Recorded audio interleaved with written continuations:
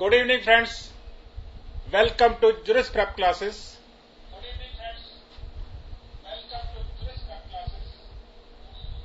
हम आज शुरू करने जा रहे हैं code of civil procedure.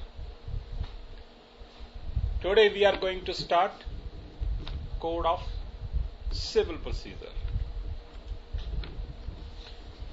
Let me introduce what is CPC. Before introducing you what is CPC, what is code of civil procedure, let me tell you some things, few things. Laws, as you already know, can be divided into two groups.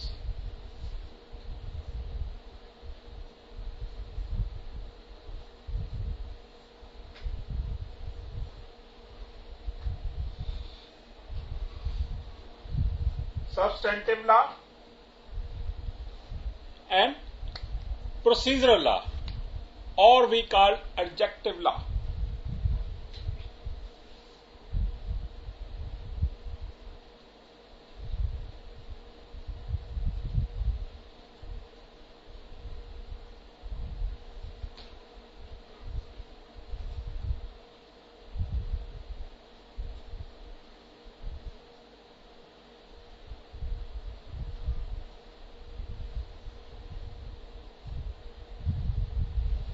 Or we call it procedural law.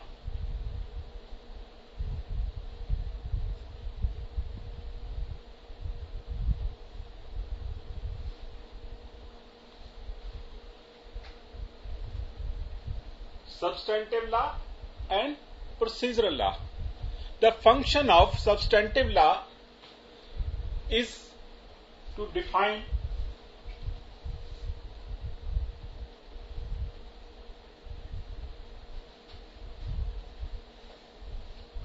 create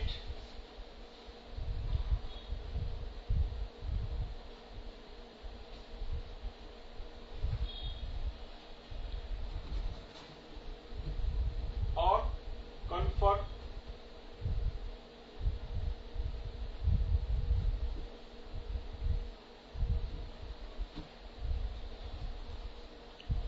rights and liabilities.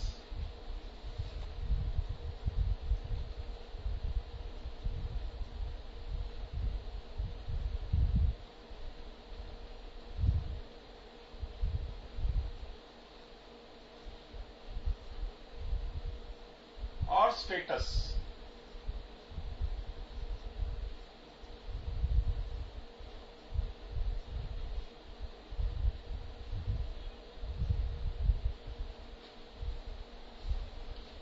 Substantive law का function क्या है, काम क्या है, क्यों बनाए जाते हैं? क्योंकि ये डिफाइन करते हैं, क्रिएट करते हैं, कन्फर करते हैं. क्या कन्फर करते हैं? Rights, liabilities, status, legal status कह लो, लीगल राइट्स कह लो. ये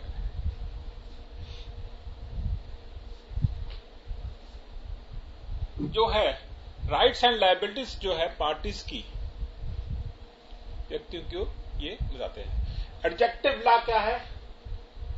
ये जो राइट्स, लायबिलिटीज एंड स्टेटस है, इनको प्रैक्टिस में कैसे लाया जाए, इनमें प्रोसीजर क्या होगा, मशीनरी क्या होगी, इनको एनफोर्स करने के लिए.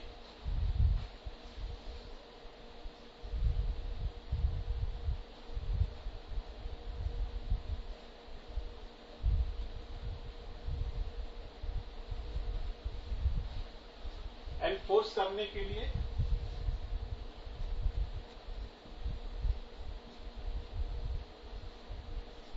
प्रैक्टिस,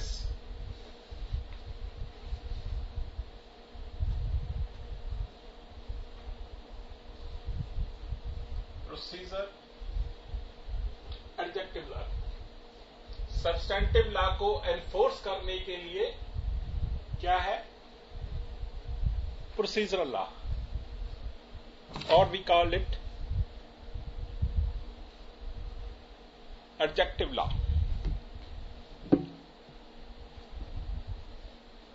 जो सब्सटेंटिव लॉ हैं इनकी एफिकेसी जो है वो डिपेंड करती है ऑन सब्सटेंटिव लॉज।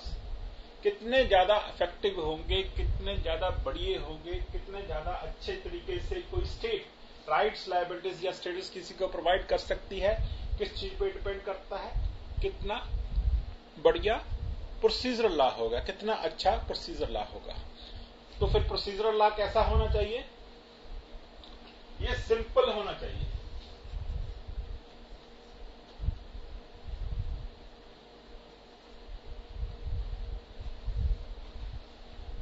स्पीडी होना चाहिए।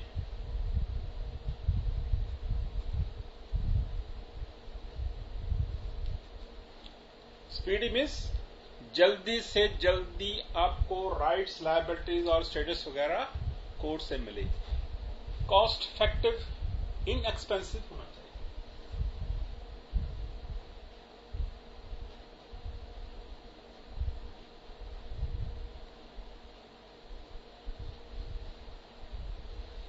सिंपल प्रोसीजर होना चाहिए, एक्सपीडिशियस होना चाहिए, इनएक्सपेंसिव होना चाहिए, स्पीडी होना चाहिए। सिविल प्रोसीजर कोड को सिंपल बनाने की एफर्ट्स होती रही हैं, स्पीडी जस्टिस प्रोवाइड करने की कोशिशें होती रही हैं, इसे और ज्यादा इनएक्सपेंसिव बनाने की कोशिश होती रही है। स्टेट का बेसिक फंक्शन क्या है? लोगों को जस्टिस प्रोवाइड करना, कम समय में, कम पैसों में और सिंपल तरीके से। प्रोसीजर क्या है? प्रोसीजर सब्सटेंटिव लॉ को एड करता है। ये दोनों एक दूसरे को कंप्लीमेंट करते हैं, दोनों के एक दूसरे के पूरक हैं। ये प्रोसीजर लॉ ही है जो इसे लाइफ डाल देता है, इसके अंदर जान डाल देता है। सब्सटेंटिव लॉ से सब्सटेंटिव लॉ इटसेल्फ कुछ भी नहीं होंगे अगर उसको लागू कैसे करना है इसका कोई प्रोसीजर नहीं होगा।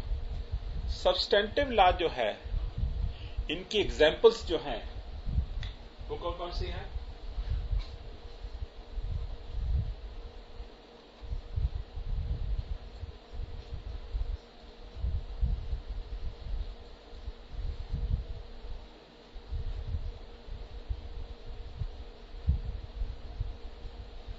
The Indian Contract Act,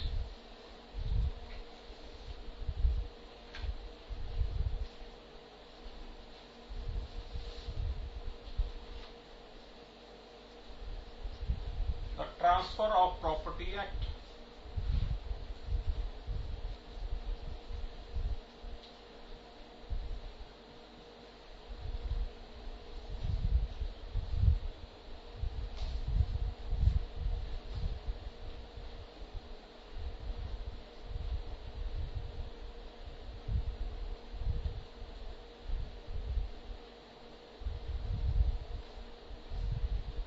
the Indian Contract Act, the Transfer of Property Act, ये एग्जाम्पल्स हैं सब्सटेंटिव लॉ की। ऐसे ही और एग्जाम्पल्स हैं the industrial dispute act,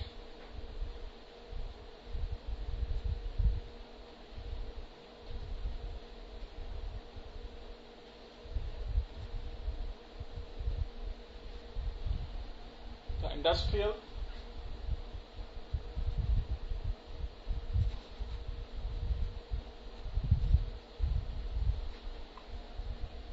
Disputes Act,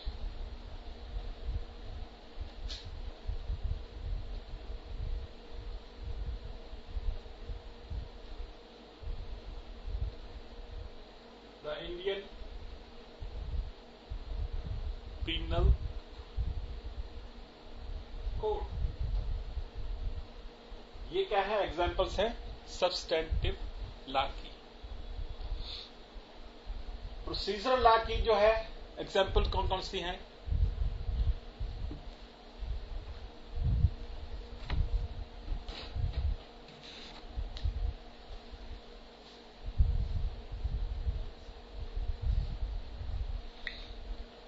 the Indian evidence act. Indian evidence act क्या है? प्रोसीजरल लॉ है।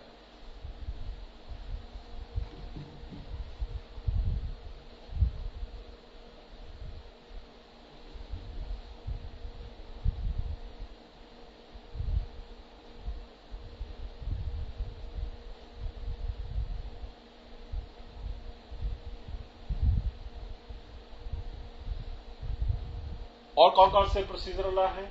The limitation act,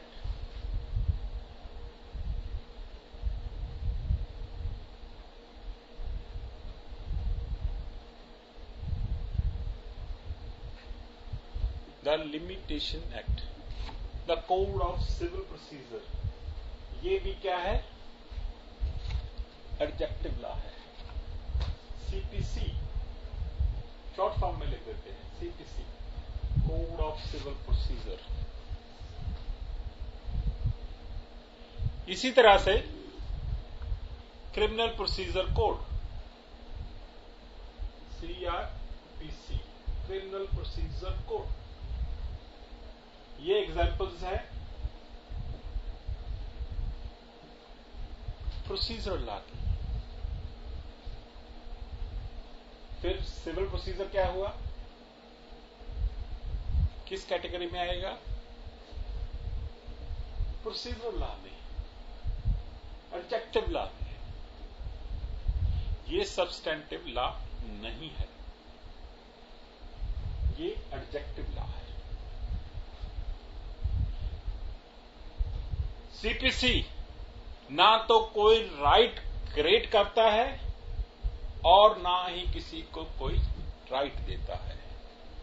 it neither creates nor takes away any right. Honourable supreme court ने भी एक केस में कहा है कि ये ना तो किसी का राइट लेता है ना किसी को राइट देता है। Syed Mohammad Bakar versus Abdullah Hasan, AIR 1998 supreme court, 1624 page पर। Syed Mohammad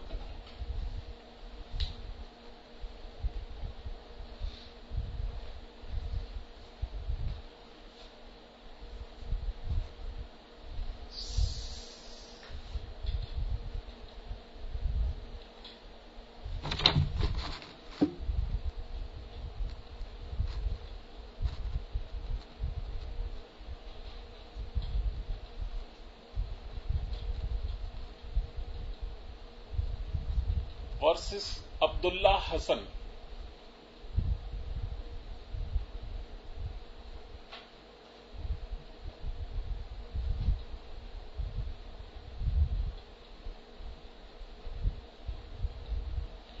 AIR 1998 supreme court,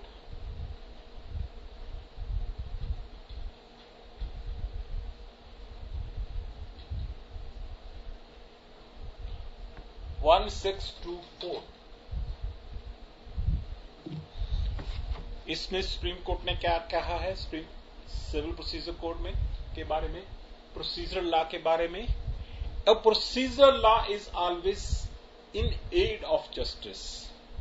ये जस्टिस की को प्रोवाइड करने में हेल्प करता है, एड करता है।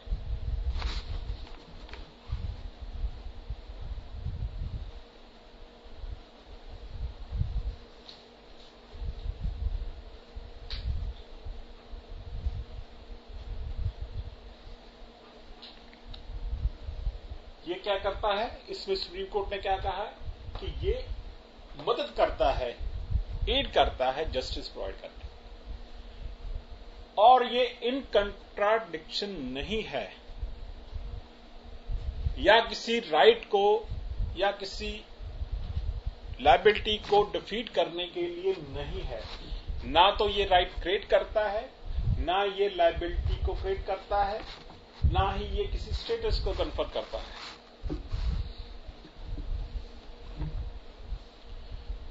ये हमेशा ही हेल्प करता है सब्सटेंटिव लॉ की। इसी तरह से जो है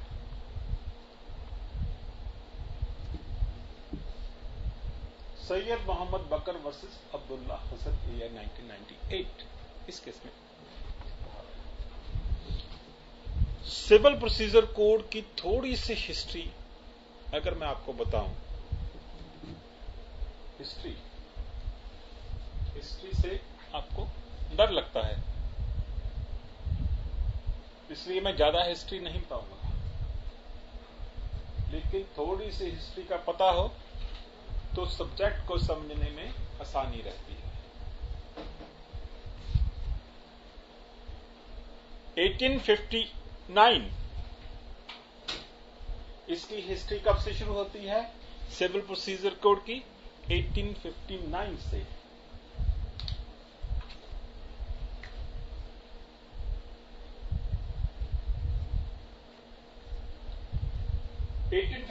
से पहले इंडिया में कोई भी यूनिफॉर्म सिविल कोड नहीं था, uniform code of civil procedure नहीं था।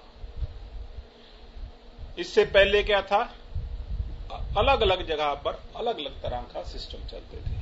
डिफरेंट पार्ट्स ऑफ कंट्री में, इंडिया में अलग अलग सिस्टम चलते थे प्रोसीजर के।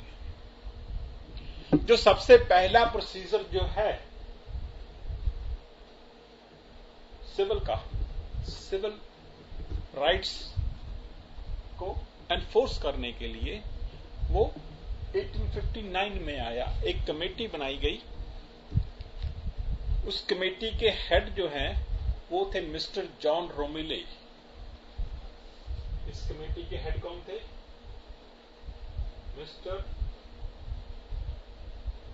जॉन रोमिले।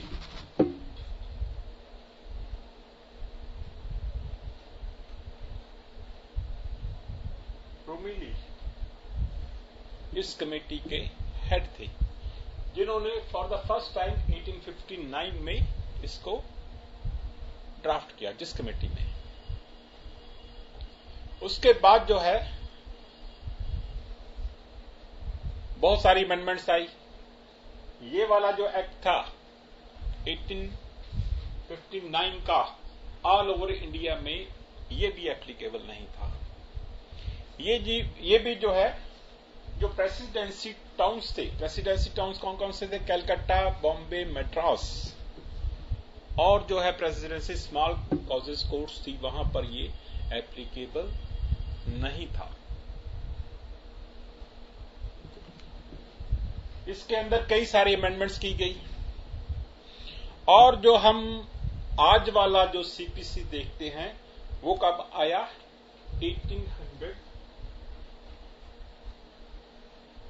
1908 में।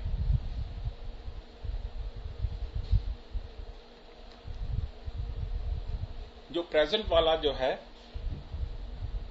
सीपीसी, सिविल प्रोसीजर कोड, ये 1908 में आया। इस कमेटी के जो हेड थे वो थे सर अर्ली रिचर्डसन।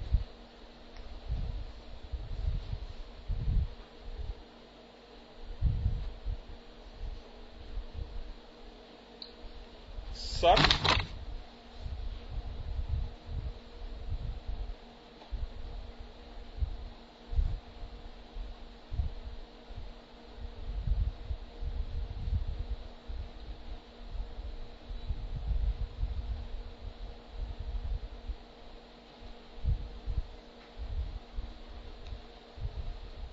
जिन्होंने ये 1908 वाला जो है ड्राफ्ट किया, उस कमेटी के जो हेड थे वो थे सर अर्ली रिचर्ड्स।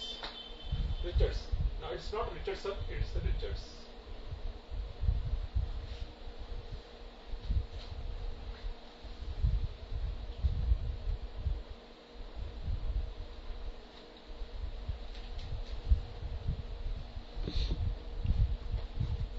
इसके बाद इसमें और अमेंडमेंट्स होती रही। कौन कौन से ईयर में अमेंडमेंट हुई हैं? 1951 में,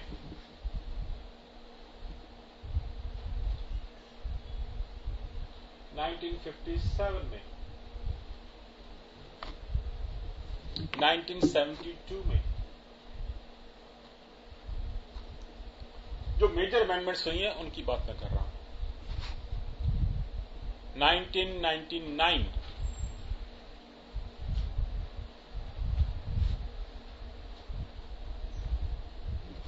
और 2002 में ये भी अमेंडमेंट्स होती रही। इन अमेंडमेंट्स को भी हम बाद में डिस्कस करेंगे। इन सारे अमेंडमेंट्स जो हैं, ये सारी अमेंडमेंट्स हैं, इनका एक ही पर्पस था। क्या पर्पस था? प्रोसीजर कैसा होना चाहिए? सिंपल होना चाहिए। प्रोसीजर को जब भी हमें सिंपल करने की जरूरत पड़ी तो क्या है हमने, इट्स 1956 आई थिंक, प्रोसीजर को जब भी हमने अमेंड करने को सोचा तो हमने क्या चीजें ध्यान में रखी? हमने 3 चीजें ध्यान में रखी। इसे और सिंप्लीफाई करने के लिए, इसे और जल्दी स्पीडिफाई करने के लिए, इससे आम गरीब लोगों की पहुंच में बचाने के लिए, ताकि जो है वो आम लोगों को इनएक्सपेंसिव हो, ये एक्सपेंसिव ना हो, लोगों को कॉस्टली ना लगे। अगर इन चीजों को ध्यान में रखोगे तो आपको सारी अमेंडमेंट्स का ध्यान रहेगा।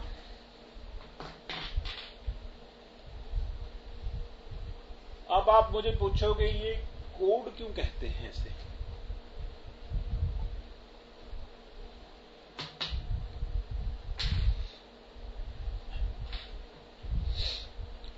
अगर हम सीपीसी का प्रिएम्बल देखें तो उसमें क्या लिखा है? उसमें लिखा है an act to consolidate and amend laws relating to the procedure of code of civil judicature. Consolidation करने के लिए एंड कोडिफिकेशन करने के लिए इस एक्ट को बनाया गया। कंसोलिडेशन क्या होता है? कंसोलिडेशन मीन्स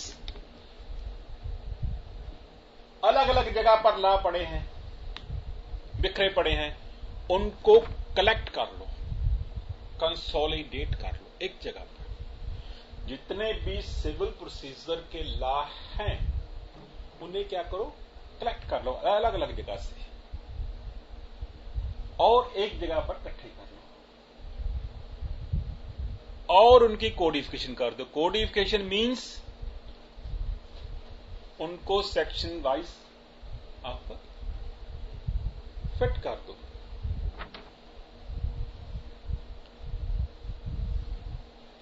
कंसोलिडेशन क्या मतलब है? सारे जितने भी लॉ हैं पर्टिकुलर सब्जेक्ट पर उन्हें एक जगह पर इकट्ठे लगाकर उन्हें इस ऑर्डर में लगा दो कि वो यूजफुल कोड बन जाए। Then it becomes a code, code of civil procedure, code of criminal procedure, ऐसे करके।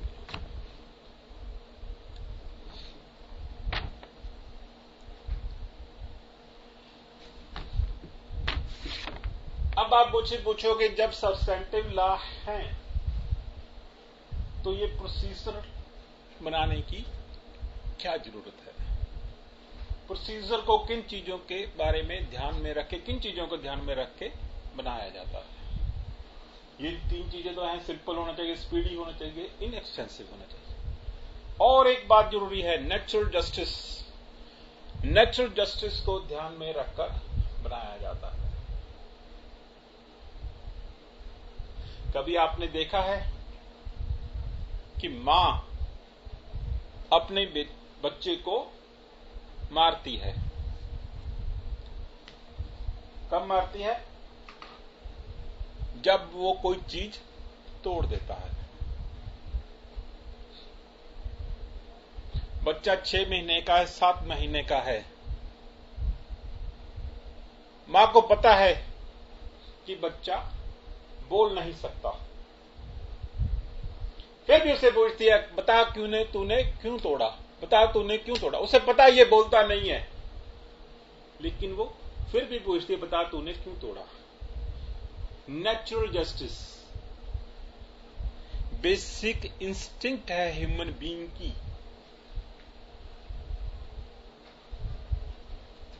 दूसरे व्यक्ति को पूछा जाए। मां भी करती है, और बाइबल में भी एक स्टोरी आती है। बाइबल में क्या था? Garden of Eden. Garden of Eden में क्या हुआ?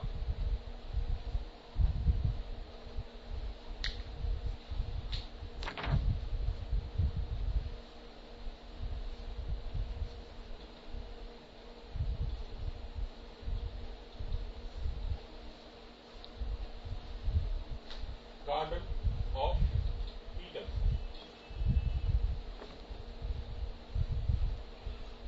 गार्डन ऑफ ईडन में गॉड ने जो है एडम और ईव को, एडम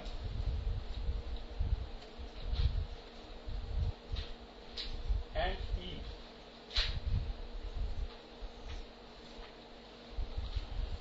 एडम एंड ईव को अपॉर्चुनिटी दी एक्सप्लेन करने की कि उन्होंने प्रोहिबिटेड जो फ्रूट था उसे क्यों खाया।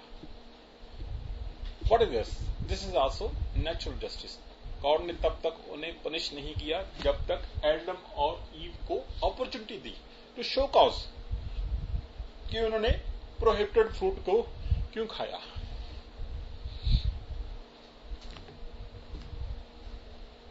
This is background of code of civil procedure.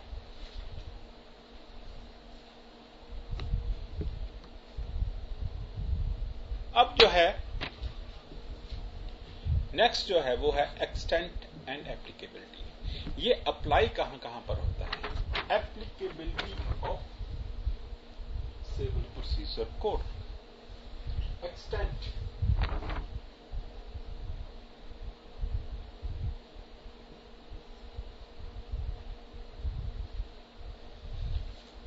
और ये अप्लाई कहां कहां पर होता है? ये एक्सटेंट होता है to whole of India.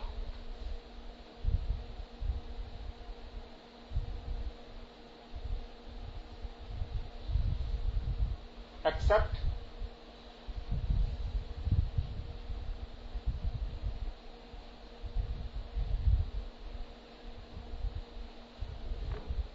Jammu and Kashmir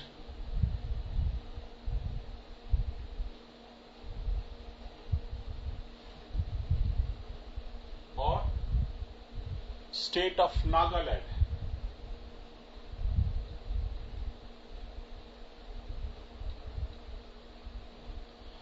और कुछ ट्राइबल एरियाज हैं यहां पर सीपीसी जो है वो लागू नहीं होती।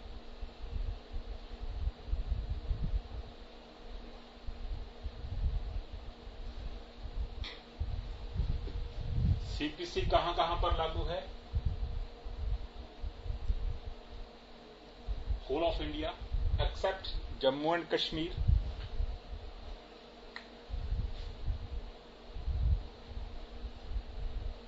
JNK को छोड़ के, नागालैंड को छोड़ के, ट्राइबल एरियाज को छोड़ के बाकी सभी जगह पर ये एप्लीकेबल है।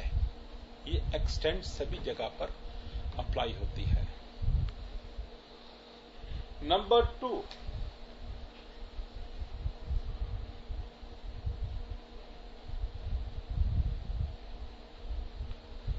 स्कोप।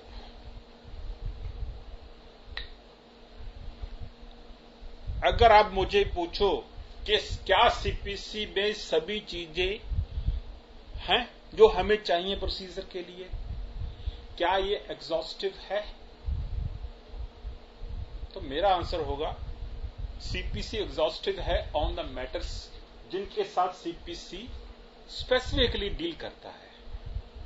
जिन टॉपिक्स के साथ सीपीसी पर्टिकुलरली स्पेसिफिकली डील नहीं करता उन मैटर्स पर एग्जॉस्टिव नहीं है। क्यों नहीं है? इसका रीजन है लेजिस्लेचर जब सीपीसी बना रहा था, जब कोई व्यक्ति ड्राफ्ट करेगा सीपीसी, वो क्या करेगा, सोचेगा कि ये चीजें होंगी, इनका ये सोल्यूशन होगा, ये प्रोसीजर होगा। पहले व्यक्ति सूट फाइल करेगा, उसके बाद रिटर्न स्टेटमेंट आएगी, उसके बाद इश्यूज फ्रेम होंगे, उसके बाद इंस्पेक्शन होगी डॉक्यूमेंट्स की। कुछ व्यक्ति एडमिट करेगा, कुछ फैक्ट्स को एडमिट नहीं करेगा, उसके बाद एविडेंस आएगा, एविडेंस के बाद आर्गुमेंट्स होंगे, आर्गुमेंट्स के बाद जजमेंट आएगी, जजमेंट के बाद एग्जीक्यूशन होगी। अगर डिग्री को किसी व्यक्ति ने नहीं माना तो अपील होगी, फर्स्ट अपील होगी, फिर सेकंड अपील होगी, फिर सुप्रीम कोर्ट को अपील जाएगी। यही तो है सीपीसी। लेकिन ड्राफ्ट करते समय ये सारी चीजें सोच ली कि हमें ये चीजें की जरूरत पड़ेगी। लेकिन क्या हम सभी चीजें सोच सकते हैं कौन कौन सी प्रॉब्लम्स क्रिएट होगी? नहीं, इसलिए कुछ चीजें रह जाती हैं। लेजिस्लेचर इनकेपेबल होता है सारी सिचुएशंस को जानने के लिए, तो कुछ चीजें रह जाती हैं। तो फिर लेजिस्लेचर ने क्या किया, एक जनरल सेक्शन डाल दिया, सेक्शन 151 सीपीसी।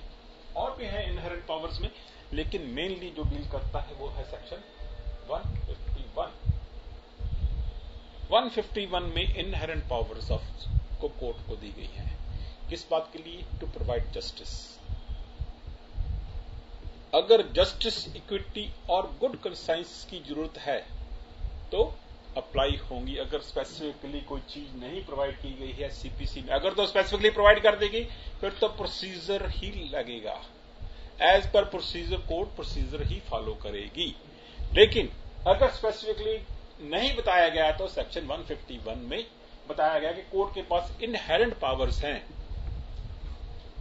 जो जस्टिस प्रोवाइड करने के लिए। कोई अब्यूज ऑफ प्रोसेस करना चाहता है तो उसे रोकने के लिए। Nothing in this code shall be deemed to limit or otherwise affect the inherent powers of the court to make such orders as may be necessary for the ends of justice or to prevent abuse of the process of the court. Section 150.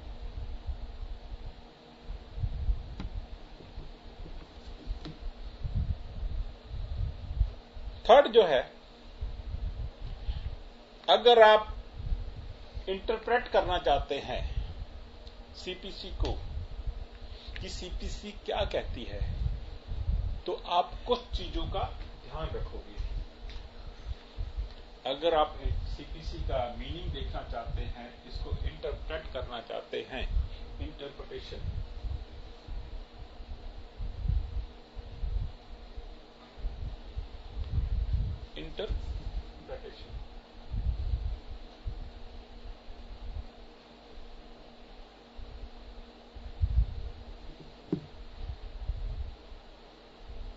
तो एक बात का ख्याल रखना है, ध्यान रखना है। किस बात का? मैंने लेक्चर शुरू किया सब्सटेंटिव लॉ और प्रोसीजरल लॉ। मैंने 10 मिनट इसी बात पर लगा दिए। क्यों? रीजन है, ये बात ध्यान रखनी है, ये सिर्फ प्रोसीजर है, ये किसी को राइट प्रोवाइड नहीं करता, ये किसी से कोई राइट लायबिलिटी को छीनता नहीं। प्रोसीजर ही तो है। तो इसे हम इस बात को ध्यान रख के इंटरप्रिटेशन करेंगे। ऑनरेबल सुप्रीम कोर्ट ने एक केस जो है राजनारायण वर्सेस इंदिरा नेहरू गांधी, मेरे ख्याल से 1972 सुप्रीम कोर्ट है, AIR, Rajnarayan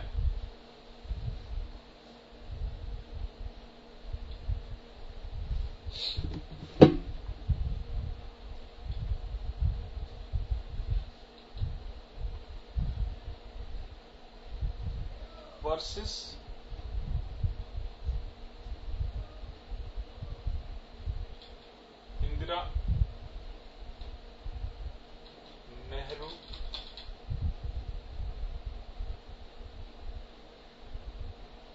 Gandhi,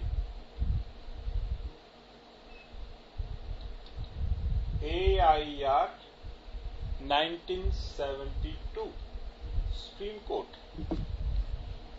AIR 1972 supreme court, page है इसका 1302। इस केस में सुप्रीम कोर्ट ने क्या कहा? The rules of pleading are intended as aid for a fair trial.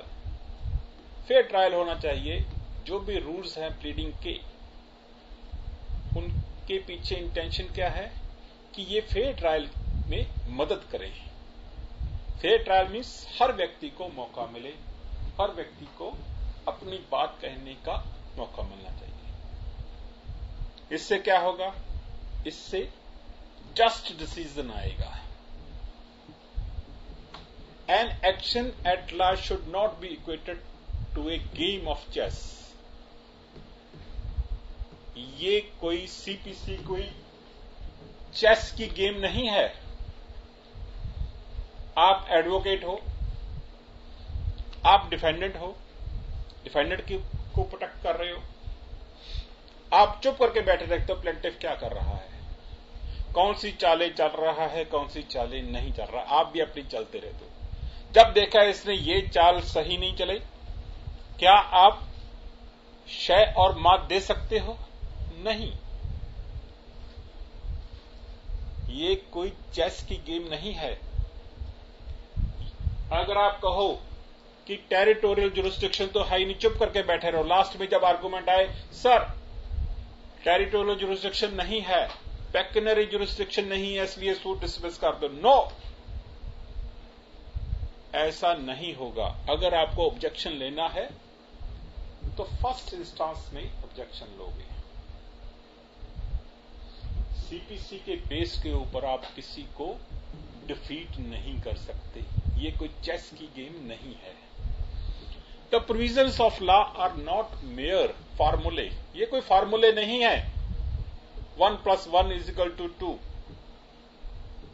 या कोई रिचुअल्स नहीं है जिसे हमें ऑब्जर्व करना है। और जो वर्ड्स यूज किए गए हैं CPC के नीचे, उनके नीचे एक ही प्रिंसिपल है, वो क्या है? जस्टिस प्रोवाइड करना है। It is the duty of the court to ascertain कि हमें जस्टिस प्रोवाइड करना है, और फिर इन चीजों को देखकर उसने इसको इंटरप्रेट करना है।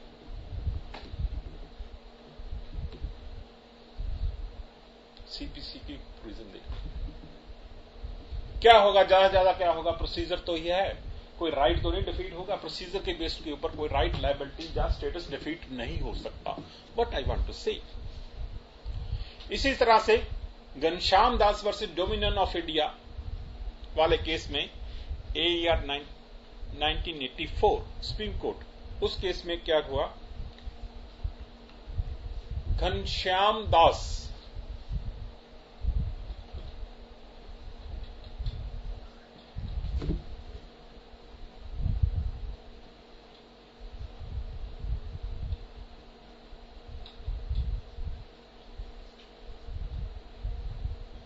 वर्सेस डोमिनियन ऑफ इंडिया या यूनियन ऑफ इंडिया,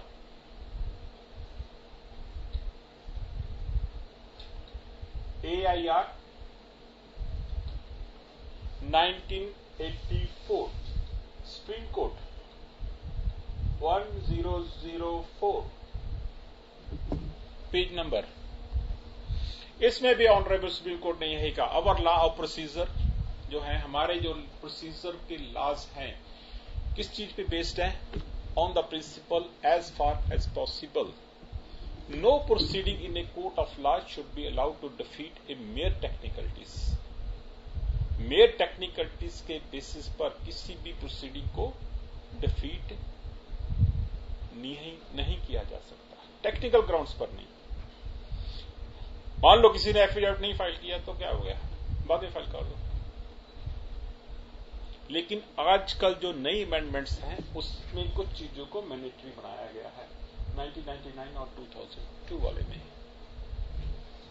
जैसे रिटन स्टेटमेंट जो है उसको फाइल करने की लिमिटेशन फाइल दे दी।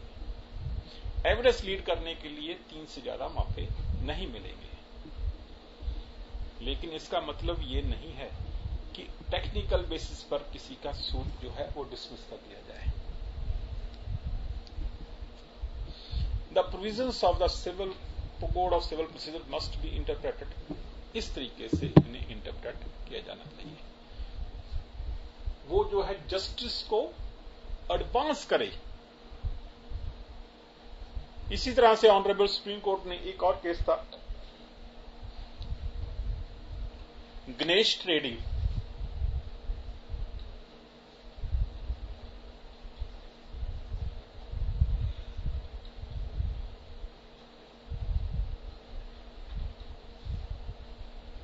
Ganesh trading company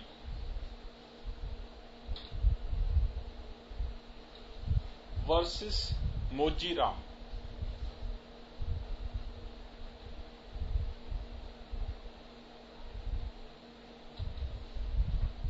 Ganesh trading company versus Mojiram, इसमें भी कोर्ट ने यही कहा कि हाइपर टेक्निकल व्यू नहीं लेना चाहिए जब भी प्रोसीजरल लॉ को हमने इंटरप्रेट करना है।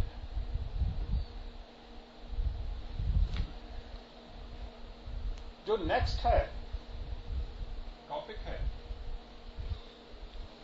इंट्रोडक्शन में, वो क्या है कि जो सीपीसी है, सिविल प्रोसीजर कोड है, इसकी स्कीम क्या है।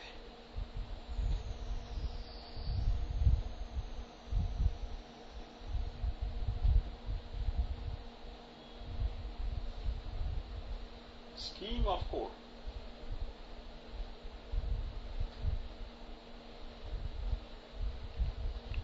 स्कीम ऑफ कोड क्या है। सीपीसी को हम 2 पार्ट्स में डिवाइड कर सकते हैं।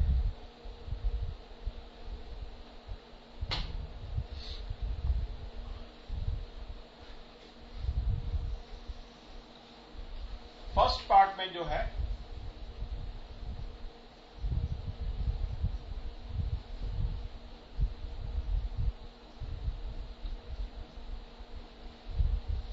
दो पार्ट्स में हम डिवाइड कर सकते हैं सीपीसी। फर्स्ट पार्ट में क्या है, सेक्शंस आते हैं।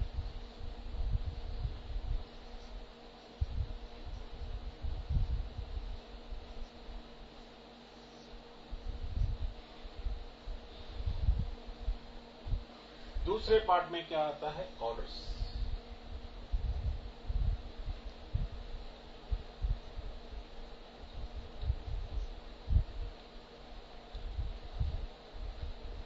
सेक्शंस जो हैं इनमें मेन प्रिंसिपल्स हैं।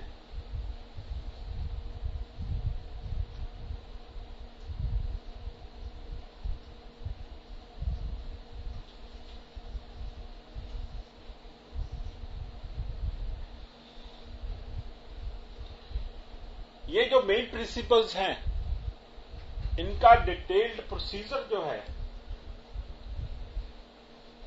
वो कहां पर है, ऑर्डर्स में।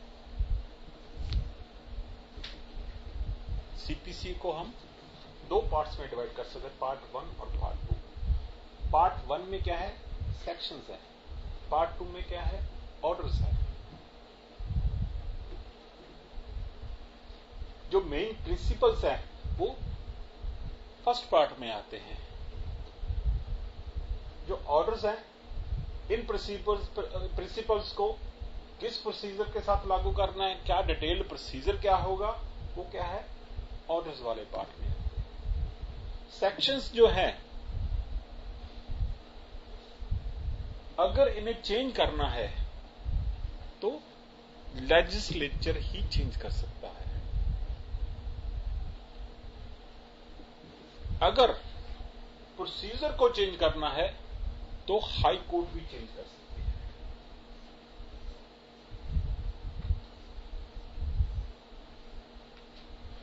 सीपीसी में ही बताया गया है। सेक्शन 122 हाई कोर्ट को जो है ऑर्डर एंड प्रोसीजर्स को अमेंड करने की पावर देता है।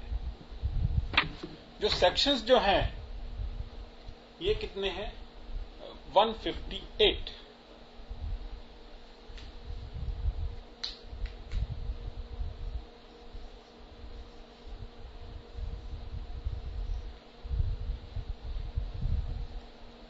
सीपीसी में कितने सेक्शंस हैं टोटल? 158। और जो है शेड्यूल, फर्स्ट शेड्यूल जो है, ऑर्डर्स जो है किस में आते हैं? शेड्यूल में आते हैं, फर्स्ट शेड्यूल में। इसमें 51 जो है ऑर्डर्स हैं।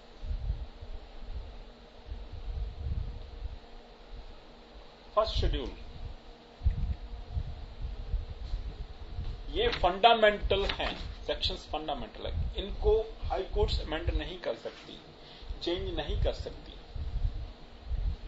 ऑर्डर्स को हाई कोर्ट भी चेंज कर सकती है, ऑर्डर्स एंड रूल्स को। इनको सिर्फ लेजिस्लेचर ही अमेंड करेगा।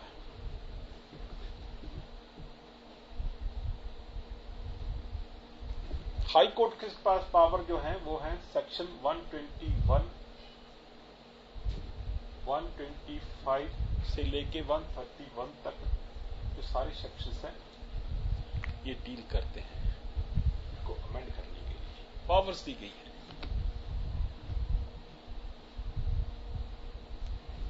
लेकिन जो सेक्शंस हैं और ये ऑर्डर्स हैं इनको इकट्ठे पढ़ना है और हार्मोनियसली इनको देखना है, इकट्ठे देखना है इनको।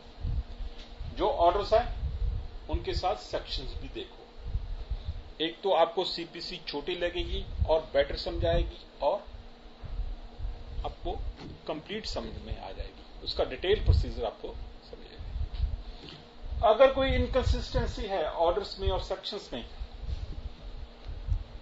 इनकंसिस्टेंसी मींस ऑर्डर कुछ कहता है, सेक्शंस कुछ कहते हैं, तो सेक्शंस जो हैं ये प्रवेल करेंगे क्योंकि ये लेजिस्लेचर ने बनाया है।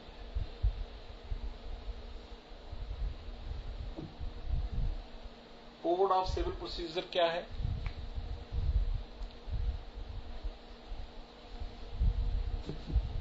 इसकी हिस्ट्री स्टार्ट होती है 1859 से। इससे पहले जो है इंडिया के अलग अलग पार्ट्स में अलग अलग तरह के सिविल प्रोसीजर चलते थे। फॉर द फर्स्ट टाइम ऐसा एक लॉ बनाया गया जो कि यूनिफॉर्मली सारे इंडिया में एप्लीकेबल था, एक्सेप्ट 3 जगह छोड़कर। 1859 वाला जो है कमेटी जो है जिसने ड्राफ्ट की थी वो थे मिस्टर जॉन ब्रोमेली। जो हम प्रेजेंट पढ़ते हैं सीपीसी, ये 1908 में आई। इस जो कमेटी की जो हेड थे वो थे सर अर्ली रिचर्ड्स। सीपीसी का नेचर क्या है? ये प्रोसीजरल लॉ है। कैसे ये प्रोसीजर बताता है? प्रोसीजर वर्ड इटसेल्फ बताता है। ये क्या है? प्रोसीजरल लॉ है।